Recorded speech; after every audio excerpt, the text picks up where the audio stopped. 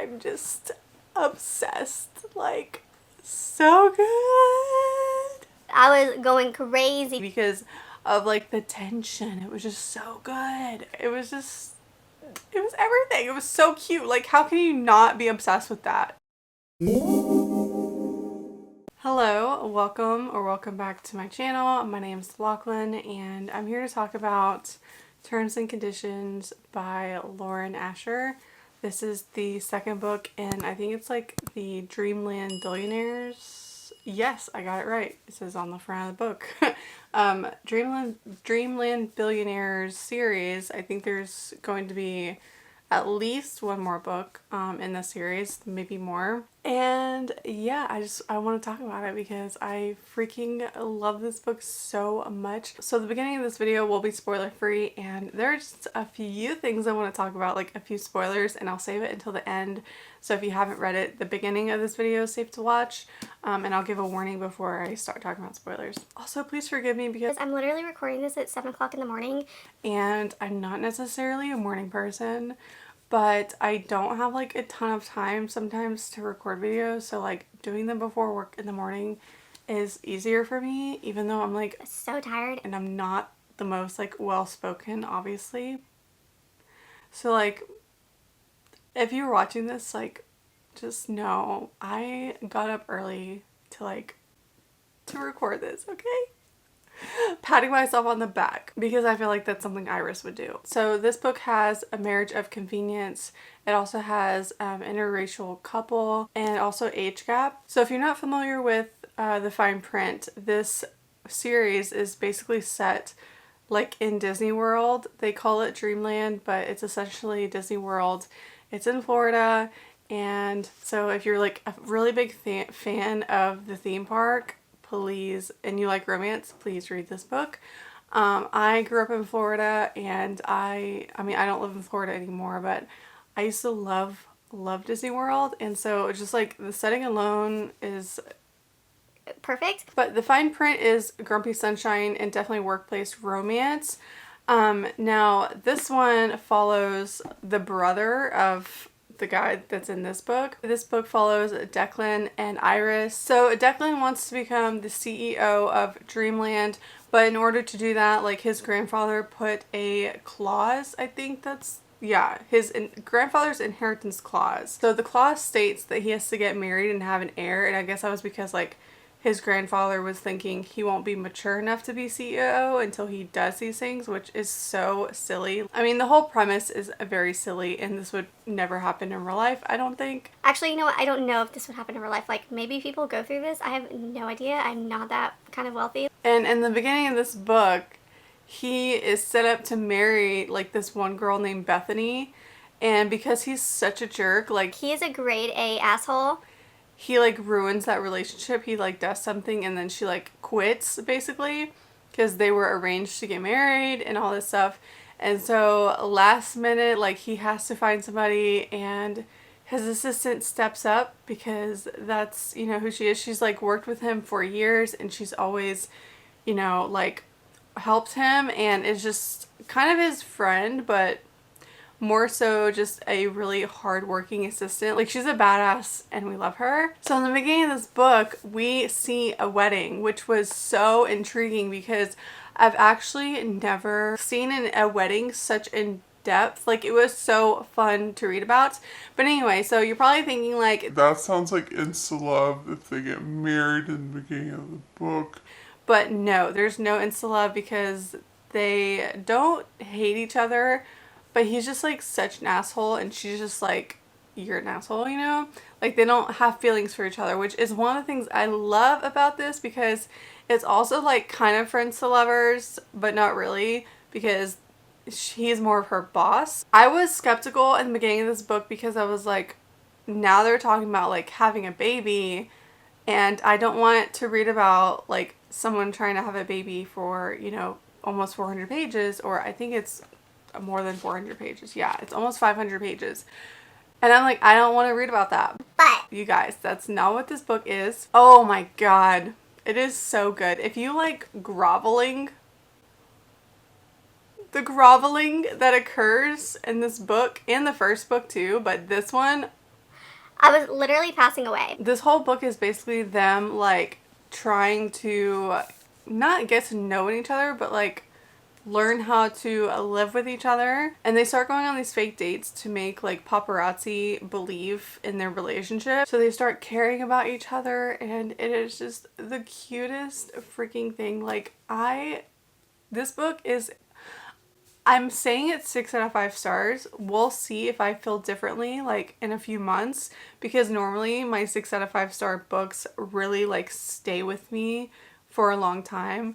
And I just have a feeling that this is going to stay with me for a really long time. I really loved the fine print, and I was so scared that, like, this wasn't going to live up to this, because this was so good. Like, this one took me a while to get into, I'm not going to lie. I tried picking it up, I think it was in December.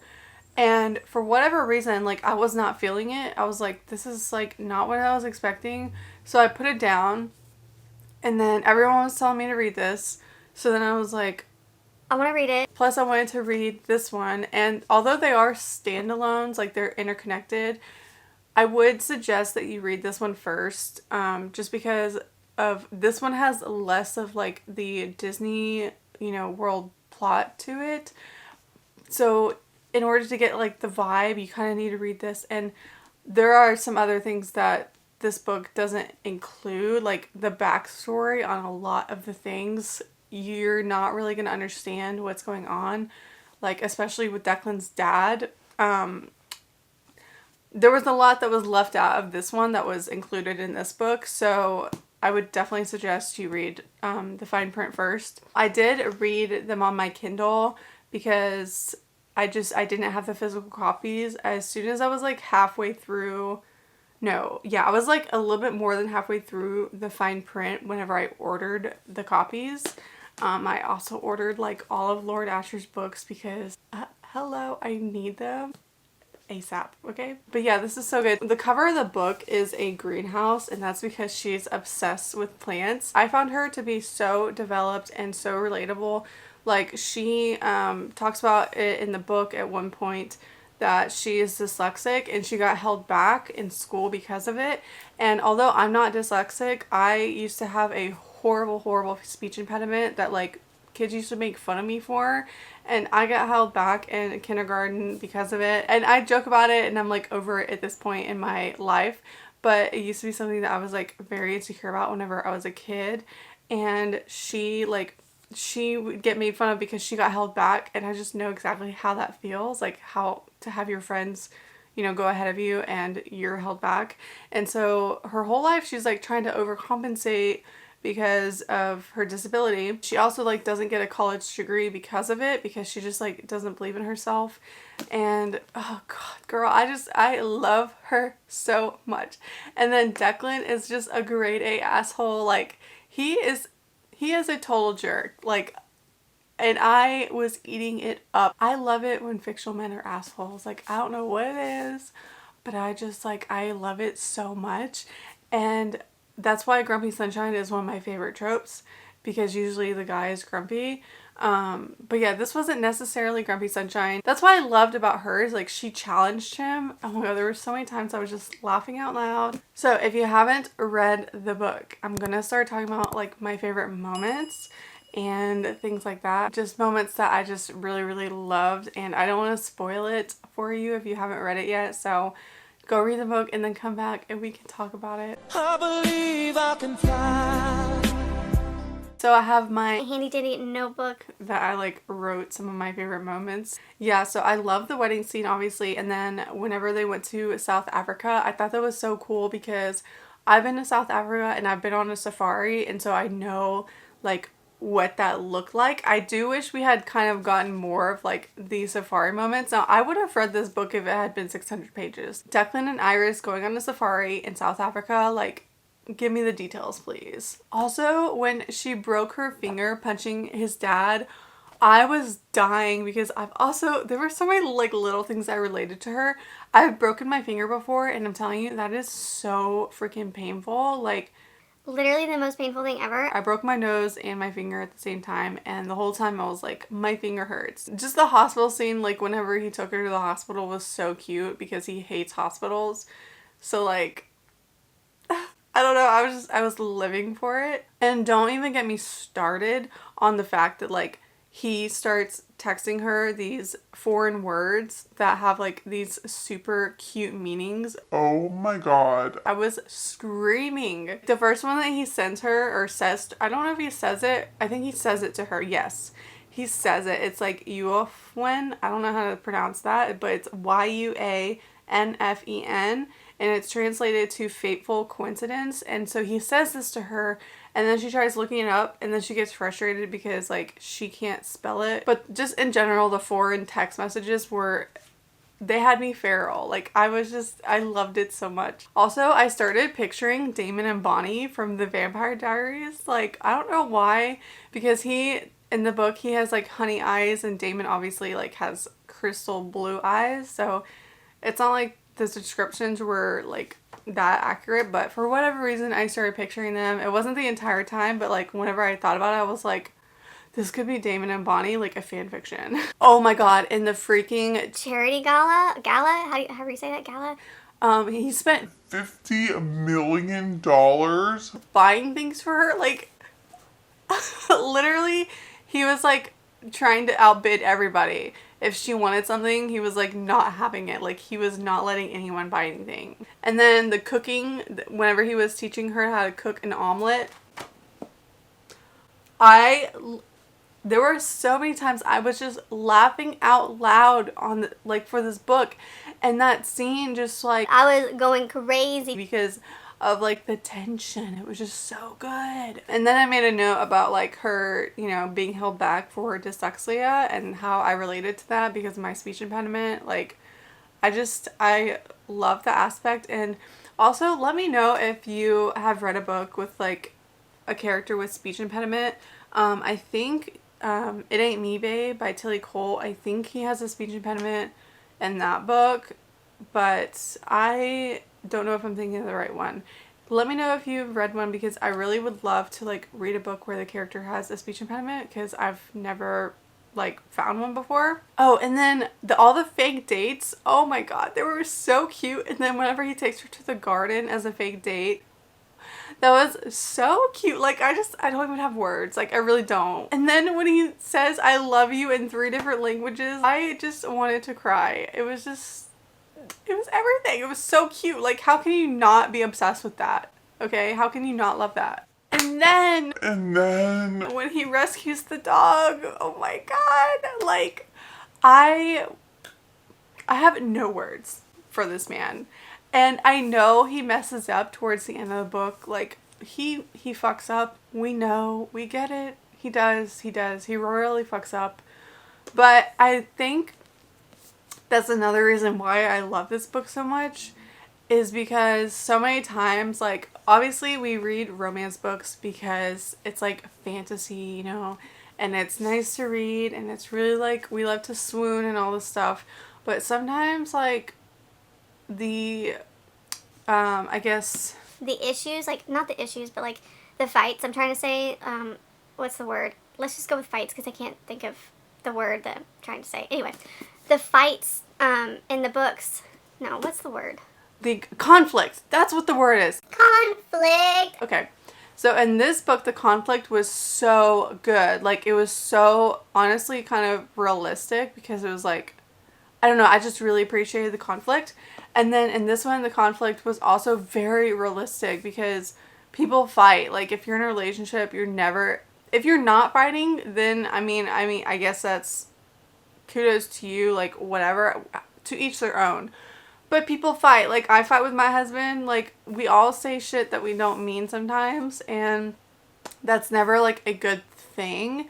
And you should never think that that's okay in a relationship. And if someone treats you like that, then they need to basically act like Declan did and buy you a house and buy you a dog and buy you a minivan to put all your future kids in. Like, no, but seriously, like the way that he talked to her was so horrid. And I was so stressed out because I was like, wait, is this not happily ever after? Because I will literally shit my pants and cry. Like I am not about that. Like I want a happy ending. And so I was legit stressed. I was like, she's not going to take him back, is she? Like, because he really messed up.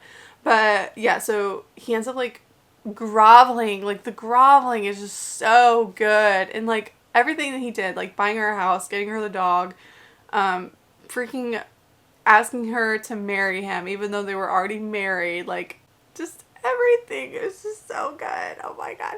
I ended up crying. Like, wasn't the epilogue I cried in? No, I think it was the last chapter. Yeah, so I totally cried. It was just so good.